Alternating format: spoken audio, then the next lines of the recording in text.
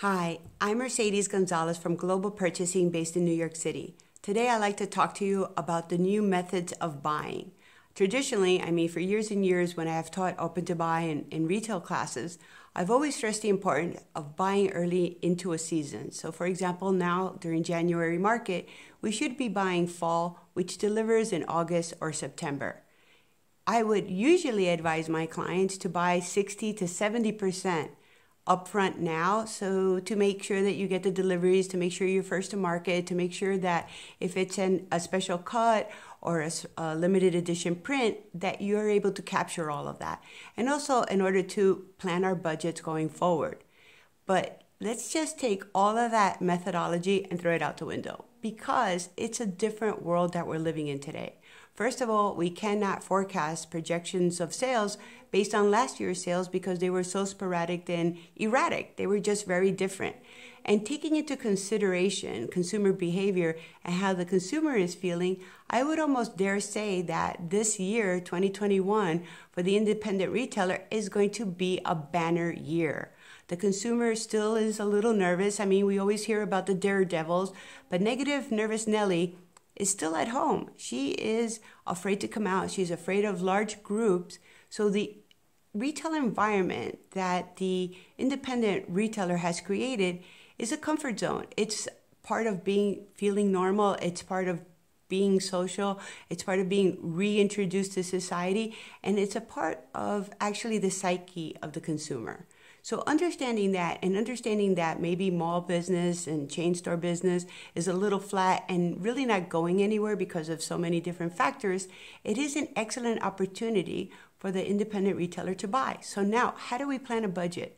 Well, first of all, I don't think that it would be wise to buy a heavy part of your budget going forward. I think that it's closer to the cuff, it's closer to season, it's more about in season. So during January market, I would probably advise to buy in season, February, March, and April deliveries maximum. I would probably spend most of my budget doing that and maybe only 20% going future, which is our fall deliveries. Now, having said that, if there is a brand that you know, maybe a European brand, consider this too. A lot of the European countries, the Italians, the Germans, the French, the English, their capacities of manufacturing are really, really limited. The supply chain is incredibly broken. So if you were to give them, let's just say for number's sakes, $100, I would probably invest a little bit more money because you're not going to get 30 to 40, maybe even 50% of the goods that you're going to be buying. So this is where buying becomes a full-time job. Now, that rule has never changed. I've always said that. Buying is a full-time job. It is incredibly important also to get yourself to market. This virtual buying, as you know, as a consumer and as a merchant, it just doesn't work. You can have excellent relationships, this would be the exception, with a brand or with a vendor or even with a sales rep that could send you a sample box with different pieces, maybe a new fabrication, maybe a new style that you're not used to buying, and then you can make your determination that way. But the fact of going to market is so important, not just to touch and feel the garments and to see what's on trend, but to feel that you're part of this community. Being an entrepreneur, being a retailer, being a teacher and a nurse and a mom and a psychiatrist all wrapped up in one is really, really difficult. So being with your peers and being able to vent in a professional atmosphere that actually gets what you do, I think is really part of the game and life-changing actually. So getting yourself to market is incredibly important. So going back to buying, how do we set a budget? It is so out of control. Like for example, did anybody have a budget for masks? It is probably my number one top selling accessory item. And how do you even predict that? I will tell you this, masks are not going away. Not for this year. And I really, really feel like for the next 3 years, it's going to be standard part of our open to buy. And even the way that we break down masks, it's not just one mask department or mask classification under accessories. Think about the 3 different types of masks. You have your basics, right? Your black, your white, they function, they get the job done, and they are what they are. Then we have the fashion ones, the bling ones, the ones that actually make a terrific gift item. And think about going forward, Valentine's Day, you want to say something like single or queen or something fun, for your pictures. There's graduations and Mother's Day. Yes, these are appropriate gifts that say, I love you. And then the third category, which is one that I'm really a big fan about, is the high technology. The ones with special technologies and microbacterial and that don't fog up your glasses. And let's talk about the accessories for the accessories, right? The mass refresher sprays, the chains, the little guards, the envelopes to put them in when you're at the restaurant. All of these things we did not have a budget for last year. So we have to keep evolving and changing. And, it's really hard for me to actually articulate this, but there's a lot of intuition and gut feeling when it comes to buying. And I really want you to tune into that. Not so much your numbers. I mean, your numbers are there and you have to know what your numbers are. But more important is you need to know what your profitability is. So it doesn't matter how we adapt, and I hope you've actually adapted into new product categories, into new brands, into new vendors, because this is the moment to do all of that. And once we've evolved that way, trying to think of buying in a different perspective.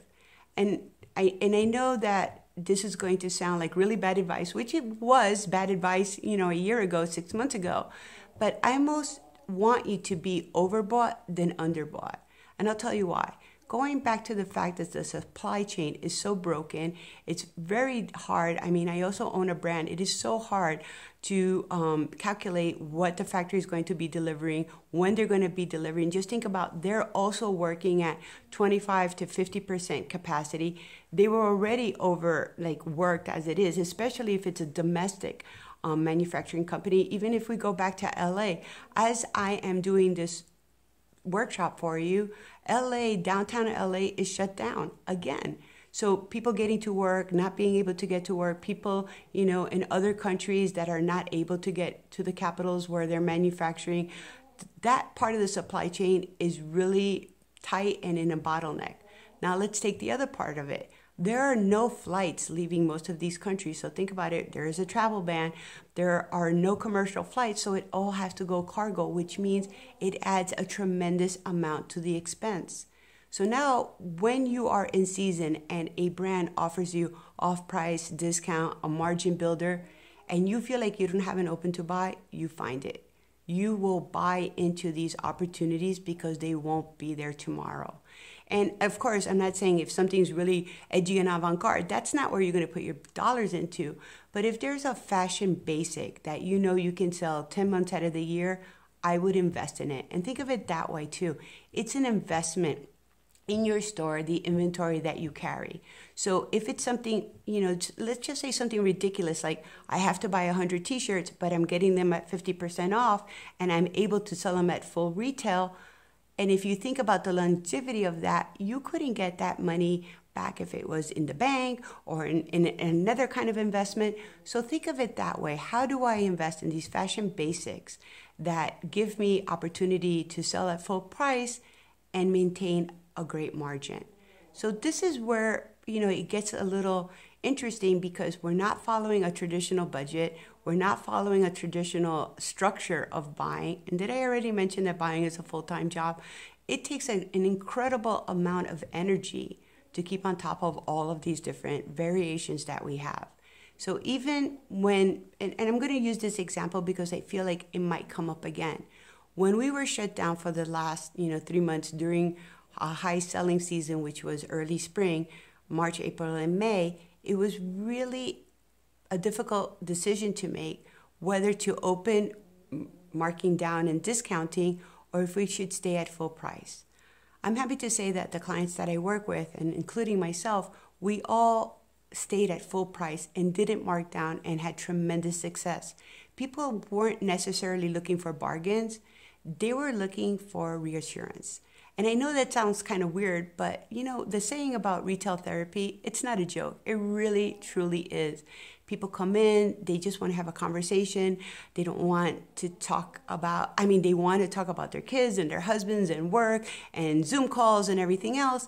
And that all-important question that everybody's been asking is, why am I going to buy this if I have nowhere to go? And this is where us, the retailers, have to not sell a blouse or an evening gown.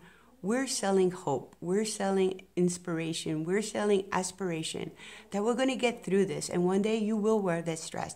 And this dress, and it has a story, and it's a small designer from Austin, Texas that I've discovered, and he only made 3 of these dresses. And this kind of storytelling is so important. So I just want to touch a tiny bit about different sales channels. And, I'm so proud of so many of the stores that stepped up their game, that got on the Instagram. And, I always think it's funny when they're like, oh my God, I hate online sales. Everybody hates them. But I have some more terrific news for you. Do you realize that the only retailers that were profitable selling online during the pandemic, and I would dare say going into the future, are the boutiques that had relationships with their customers? They're the ones that felt comfortable buying from you. They're the ones that felt like you knew what you were doing when you put this on Instagram. I know it's going to fit. I know that the fabric is not going to fall apart. I know it's not going to come in 6 months because you have it in your store. So all of these different variables are so important to connect to the customer. All of these different customer service that we have added, which I like to think too, it's not going to go away. We're not going to stop doing the FaceTime shopping, the video shopping, the curbside delivery, the everything that you've added to your store as far as customer service. It's not going to go away. It's only going to elevate the experience. And this is what, and I'm going to dare to say this, in the United States, people are not necessarily money poor, they're time poor. So if they can count on you, on your retail store as a partner, knowing that you have what they need, and this includes also adding new product categories to your store, they're going to be true loyal friends. So now I like to kind of recap our budget and our buying plan. So basically everything that you've done before, everything that you learned, everything that worked for you before, let's just throw that out the window. Use your instincts, use your intuition, buy closer to season, buy in season, look for opportunities, look for margin builders, go to market, be part of the market community, and be well. I'm Mercedes. Please consider being a member. My information is down below, and stay safe, wear a mask, and I'll see you at market.